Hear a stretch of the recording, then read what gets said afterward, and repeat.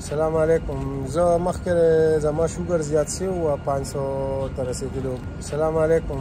زه مخکې بیا 310 ته حکیم صاحب ډاکټر صاحب ته راغلم او د یوې هفتې کپسول یې راته راکړه او هغه چې کپسول ما دغه کړ نو بس ما ته محسوسېده چې لکه ښه دي نو د هغه یو هفته د هغې نه اوس چې کوم دی نو 145 ته راغلی اوس په دویم ځل ورته راغلی یم نو د بلې هفتې دوایي ترې اخلم او زه دلته په سناپور کې پاتې کېږم تپنی کې الکترون تپنی کې یم او پاکستان کې د مردان شاباسګړی یم.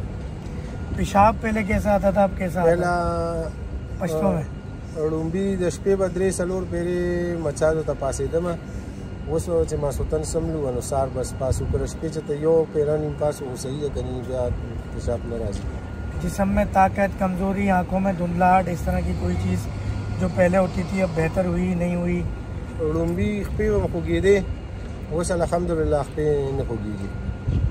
और कोई बात जो पहले से तब्दीली महसूस की हो सिर्फ एक हफ्ते की दवा से ړومبي هم بدن سست و اوس الحمدلله داسې لکه صحیح شي زور حالت ته برابر صحیح دی.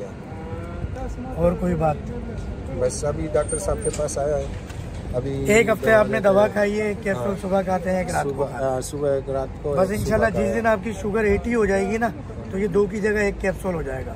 फिर दोबारा 80 हो जाएगी तो फिर ये कैप्सूल भी बंद हो जाएगा इंशाल्लाह. तो इंशाल्लाह शुगर खत्म दवा खत्म इंशाल्लाह. अस्सलाम वालेकुम रहमतुल्लाहि व बरकातहू.